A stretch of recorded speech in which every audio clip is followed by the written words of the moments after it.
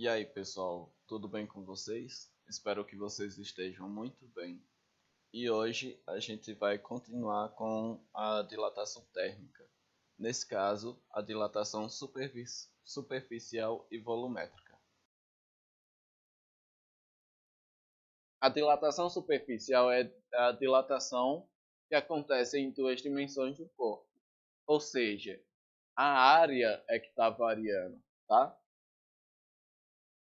Para determinar a fórmula, eu tenho um corpo de área inicial A0 a uma temperatura inicial T0 e eu vou aquecer esse corpo a uma temperatura final T. Então, por consequência desse aquecimento, a área vai mudar, vai variar para uma área final A, beleza? Onde T é maior que T0, beleza? Então vamos lá. Como esse processo de fórmula é igual à dilatação linear, então eu vou ser um pouquinho mais rápido, beleza? Então vamos lá. A dilatação superficial ela vai depender da variação da temperatura, da área inicial e da composição do material também. Só que esse coeficiente de dilatação superficial é o beta. É uma letra grega chamada beta, beleza? Então esse coeficiente de dilatação superficial vai ser um pouquinho diferente do coeficiente de dilatação linear. E esse beta, o coeficiente de dilatação superficial, ele vai ser dado em duas dimensões. Então, como são duas dimensões que variam, podemos dizer que são dois comprimentos variando, não é? Daí a gente pode fazer que beta é igual a 2 vezes alfa. Ou seja, se uma questão só te der o alfa, o coeficiente de dilatação linear, e ele estiver pedindo a dilatação superficial, eu posso encontrar o coeficiente de dilatação superficial através do coeficiente de dilatação linear, que é dado por essa fórmula aqui, beleza? Então, como a dilatação ΔA depende diretamente da variação da temperatura, do comprimento inicial e do coeficiente de dilatação superficial, então a fórmula da dilatação superficial vai ser ΔA igual a A0 vezes beta vezes ΔT, onde ΔA é a dilatação superficial, que é o quanto a área varia, e é dada em metros quadrados. A área inicial, A0, é a área inicial, que também é dada em metros quadrados. Beta é o coeficiente de dilatação superficial, que é dado em graus Celsius a menos. E ΔT é a variação de temperatura, que é dada em graus Celsius. Beleza? Vamos para a dilatação volumétrica. A dilatação volumétrica é a dilatação em 3 dimensões do corpo, ou seja, o volume está variando. Para a gente determinar essa fórmula, o que é que a gente vai fazer? Eu tenho um bloco com volume inicial V0 e uma temperatura inicial T0. Eu vou aquecer esse bloco até uma temperatura final T. Por consequência, o bloco vai variar seu volume a um volume final V, beleza? Onde T é maior que T0. E a dilatação volumétrica vai depender dos seguintes fatores: da variação da temperatura, do volume inicial e da composição do material também. Então, como são três dimensões que variam, podemos dizer que são três comprimentos variando. Então, o coeficiente de dilatação volumétrico ele pode ser dado como 3 vezes o coeficiente de dilatação linear, beleza? Sim, já ia me esquecendo. Essa letra aqui é uma letra grega chamada gama, beleza? Então vamos lá para a fórmula. Como a dilatação ΔV depende diretamente de ΔT, de V inicial e de gama, então a fórmula da dilatação volumétrica é essa aqui.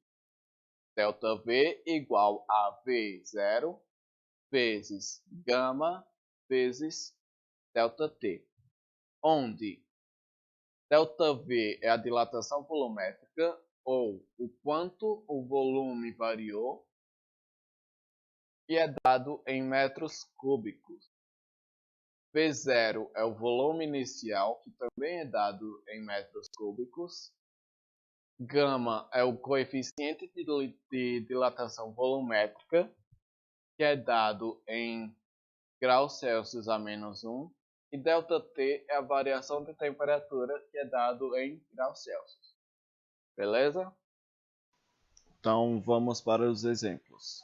Uma chapa metálica retangular de 0,05 metros quadrados encontra-se a temperatura de 25 graus Celsius, quando passa a ser aquecida pela luz do sol até que sua temperatura atinja 75 graus Celsius. Sendo que o coeficiente de dilatação superficial do material que compõe a chapa é igual a 2 vezes 10 elevado a -4 graus Celsius a -1, de quanto será a variação da área dessa chapa. Então, a gente tem o seguinte. A questão me deu o que? A área inicial, que é de 0,05 metros ao quadrado. A temperatura inicial, que é de 25 graus Celsius. A temperatura final, que é de 75 graus Celsius. E o coeficiente de dilatação superficial, que é de 2 vezes 10 elevado a -4 graus Celsius a -1. E ele quer o quanto essa área variou, beleza? Como a variação de temperatura é igual à temperatura final menos a temperatura inicial, eu vou substituir isso nisso e isso nisso, e vai ficar ΔT é igual a 75 menos 25. 75 menos 25 é igual a 50. Então minha variação de temperatura é igual a 50 graus Celsius. Beleza? Daí a gente já pode colocar na fórmula, tá? A área inicial é de 0,05 metros ao quadrado. Então vai ficar assim. O coeficiente de dilatação superficial é essa. E a minha variação de temperatura que é 50. 50 vezes 0,05 é igual a 2,5. 2,5 vezes 2 é igual a 5. Então a área variou de 5 vezes 10 a -4 metros quadrados.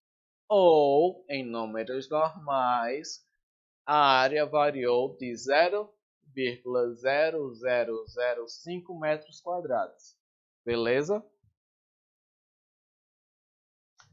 Exemplo de dilatação volumétrica. De quanto é a variação de volume sofrido por uma esfera que teve sua temperatura aumentada em 70 graus Celsius?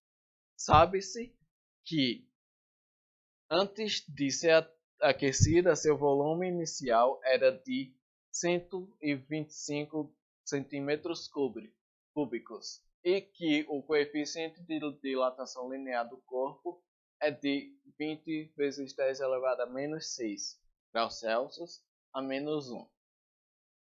Então a gente tem os dados aqui, ó. Volume inicial de 125 centímetros cúbicos, a variação de temperatura de 70 graus Celsius, o coeficiente de dilatação linear de 20 vezes 10 elevado a menos 6 graus Celsius a menos 1, e ele quer o volume, a variação de volume. Como ele só deu o coeficiente de dilatação linear e eu estou trabalhando com dilatação volumétrica, eu tenho que transformar esse coeficiente de dilatação linear em um coeficiente de dilatação volumétrico. Então, vou usar isso aqui, tá? Então, meu coeficiente de dilatação volumétrico vai ser igual a 3 vezes o coeficiente de dilatação linear. Como o coeficiente de dilatação linear é isso, eu vou substituir. Substituindo vai ficar 3 vezes 20 vezes 10 elevado a menos 6. 3 vezes 20 é igual a 60. Então, meu coeficiente de dilatação volumétrico vai ser de 60 vezes 10 elevado a menos 6 graus Celsius a menos 1, tá? Então, não vou usar esse dado aqui, eu vou usar esse dado aqui. Então, a gente vai ter essa fórmula aqui, beleza?